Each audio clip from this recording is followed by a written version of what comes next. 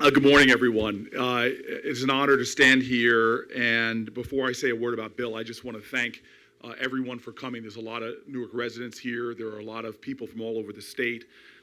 Very humbly sitting in the seats over here is our county executive, Joseph DiVincenzo. I want to thank him for being here.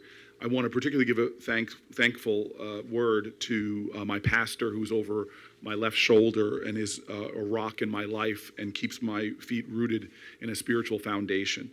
But I want to now just tell you how special this moment is for me to have Senator Bill Bradley stand before you all and endorse my candidacy.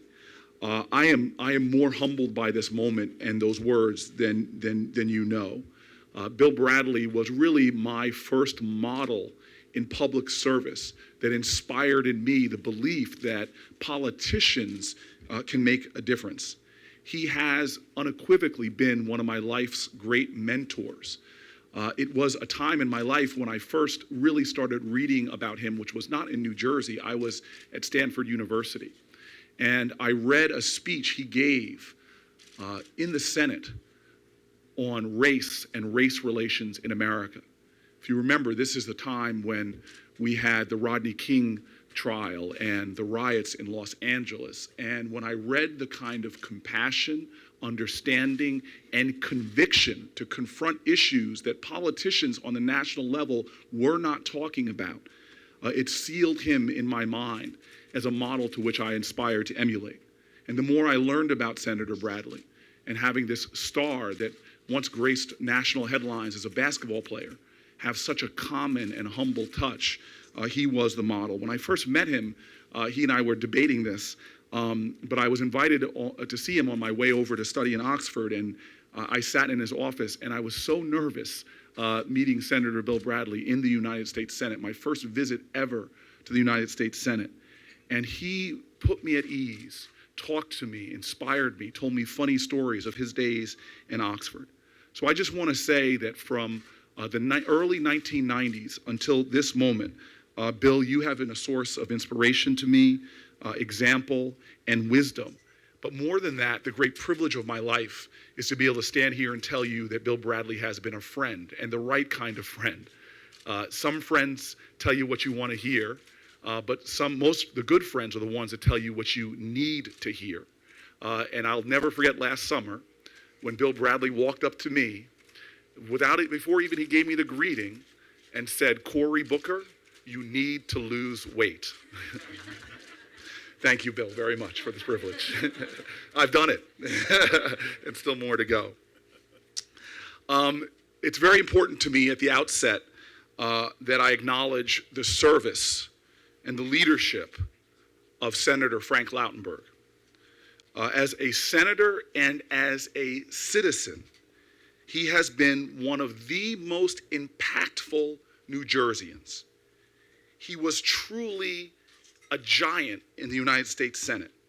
He was a giant for our state and a giant for our nation. From his service in World War II to his assiduous work and advocacy in the United States Senate, we are blessed by his contributions.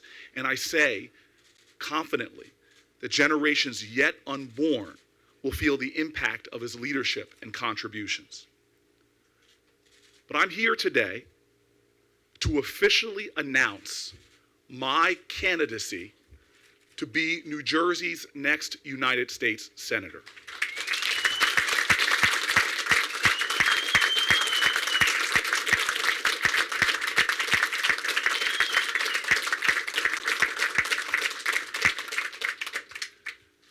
Many of you have heard me say a lot that democracy is not a spectator sport. That now, as much as in any time, we must bring people together. We must get actually into the complicated, difficult, messy arena and take on the difficult challenges. Work in uncommon ways with conviction and courage to make our country, our state, and our communities live up to our hopes, dreams, and aspirations, not justify our cynicism, doubt, and despair. This has been what I have done with others here in Newark. We didn't sit back spouting ideology from the bleachers, or cheer for our team, or jeer at others from the stands with passionate partisanship. No, we in Newark have been doing things differently. Now, if you're in the arena like me and others around you today, you know it's going to get messy. And there are going to be critics. Like the great American president said, it's not the critics who count, it's the ones that are actually in the arena. But I tell you this, I've got to know a lot about criticism. I've heard it. Too much Twitter from the mayor, too much exposure. There's not a criticism that I haven't heard over the years. I've heard it all. But there's one thing that everyone has to admit about my life as a professional. From my days working in housing high-rises here in Newark as a tenants' rights attorney to my time as mayor, is that I do not run from challenges. I run towards them.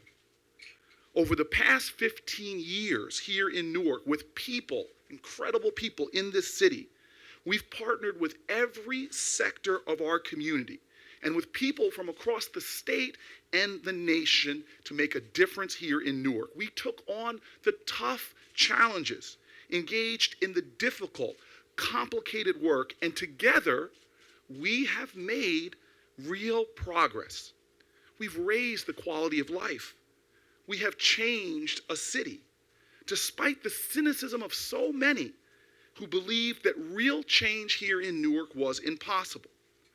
Well, this is the truth of Newark, and I tell you right now that there is another city in America that needs some change. Too many have come to believe that Washington, D.C.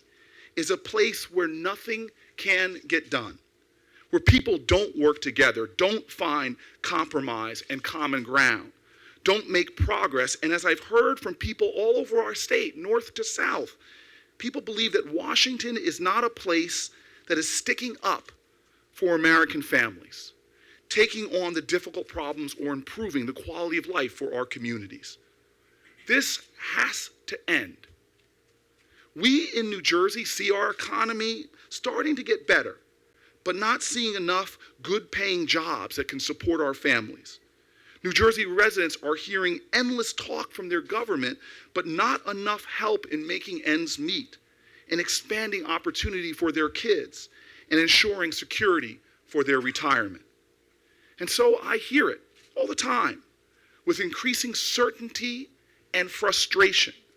People say that Washington is a lost cause, that D.C. is broken, and the two sides are too far apart. I understand this skepticism, I really do. It's hard even to pick up a daily newspaper and not to feel somewhat skeptical about Washington, D.C. and our federal government. But I tell you today that I reject that attitude. And what's more important, years of living in New Jersey, 20 years growing up in one of its smallest suburban towns, to now 7 years being mayor of its largest city, I know this state, and I know that we in New Jersey won't ultimately accept this attitude or reality, especially when we know we can do more, when we know we can do better, when we know we deserve better. We have challenges. Even with the progress that we've made, I see here in Newark and across the state, too few jobs, too much gun violence, too many students coming up short. But despite the challenges, there is something that we know in our gut, that we as a people are so much bigger than any of our challenges. Yes, there's too much game playing in Washington. Yes, there's foreign competition. Yes, there are threats to our safety, both foreign and domestic. These are real issues, and there are more. But we in New Jersey know a thing about toughness, about resiliency and strength. I know this, and I've seen it over and over at every point of my career as an elected official. I know the truth of who we are when we are together, and I know beyond a shadow of a doubt, especially here in New Jersey, that there is nothing nothing we can't do together. It is not anymore a question of can we, it is a question of do we have the collective will. Think about it. We have a shortage of good-paying jobs, and yet we refuse to invest in the infrastructure that will put construction workers back to work and strengthen American competitiveness. Think about it. We have millions of people looking to help build our country by working hard and paying taxes.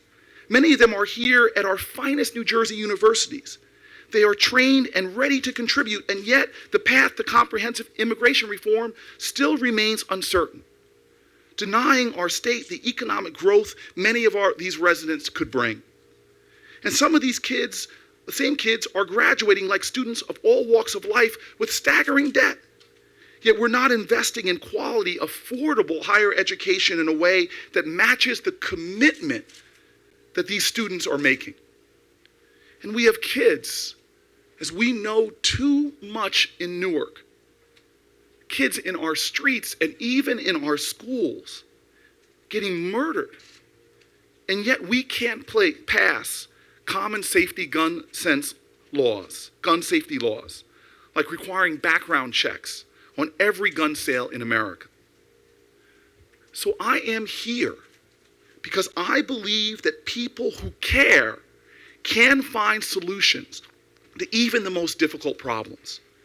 I am here because when we work together, I know from experience that there is no problem we can't solve. I'm here today because I know who we are and what we are capable of doing together for New Jersey and for our nation. It is this unwavering, unshakable belief that has led to Newark's resurgence.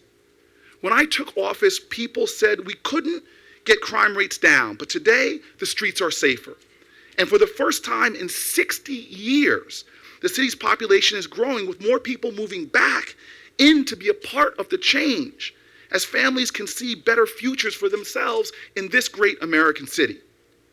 We see in Newark that when people come together, we can do things that surprise folks. The first new hotels in our downtown in 40 years are being built with Newark labor. And the first new office towers are being constructed in decades. The budget, which I was told by even people within my own team would be impossible to right size, is now structurally balanced. The deficit slashed. City workers are delivering more services by working smarter with fewer resources. From acres and acres of new parks in Newark to a doubling of the production of affordable housing in a down housing market. From new businesses and new jobs to court reform and new services for our veterans. Newark is charging back. And I didn't do it alone. If I can claim any credit, it is that I was successful in bringing people together who believed that better things were possible. Community partners, philanthropists, residents, entrepreneurs, clergy, people who didn't just bet on themselves, but who also bet on the city of Newark, its people, and what good people can do together. They bet on us, our city, our state, and the highest ideals of America. This is why Don Katz is here. With a little work on our part, he was able to see clearly in Newark the place he wanted his company, Audible.com, to call home, even when other people couldn't see his vision and probably fought him on it. That's created jobs and opportunity for the people of our city. This company, I see it, has our kids serving in interns, supports scholarships and our libraries. Success then with this company built on success. Panasonic moving its North American headquarters, Manischewitz moving its global headquarters, other companies like Pitney Bowes, Bartlett's Dairy, and so many others, large and small, have come to Newark, grown in Newark, created jobs in Newark. There is forward momentum in Newark that will be impossible to stop. The truth is, ultimately, with the United States Senate in Washington, D.C., that it will be hard for any single United States senator to make the kind of difference we need. But New Jersey is used to doing what is hard, doing it not alone with an individual, but by working together. The great leaders I admire, like Senator Bradley, are the ones that not only get people, the ones that not get them to follow them in reverence and awe, but the ones who roll up their sleeves through service and struggle and help us all realize that we all are the leaders who must now do more than ever and join in as leaders and fight and lead the way forward. This is what we need now. More and more people that help us transcend the lines that divide and embrace the ties that bind. More and more people with the courage in their convictions, with wills that are indomitable, to do the difficult work of bringing us together to fight for our common cause, fight for our common sense, and fight to achieve the common good. This is our experience, the experience that I've had as a leader here in Newark, and this is the unique experience I will bring to Washington, D.C. Experience forged from working together with other New Jersey residents, not to talk about problems, but to run towards them, to take them on and get things done. This is the fight I will carry to Washington, our fight, our spirit, our guts, our grit. It is time to have more courage in D.C. to take on the big, complicated problems, to take risks for the sake of our children and families, to have the needed valor to reach out across lines that divide, to join with others, and brick by brick, as we've done in Brick City, to build a stronger foundation for our future, for New Jersey, and for our nation. This is the kind of senator I will be. This is the kind of leadership that has made us great in the past. It's made all of us Jersey girls and Jersey boys. It's made us Jersey strong and Jersey proud. So I will fight this fight on our behalf. I will be relentless in my pursuit of common ground, unyielding in my effort to bring people together, and I will choose pragmatism over partisanship. Now, choosing pragmatism does not now or ever mean abandoning one's principles. Together, in fact, I think actually a new era is coming, a new era that will rekindle the fundamental American understanding that principled people can hold to their beliefs and still find common ground necessary to advance the most diverse, unique, and exceptional nation on the globe. This is the American spirit after all. It is evident at our founding, a spirit that runs deep and abundant north to south and all over the great state of New Jersey. I hope in this campaign for Senate that I will have your support. I hope to have the privilege of serving you, of serving New Jersey as the next senator.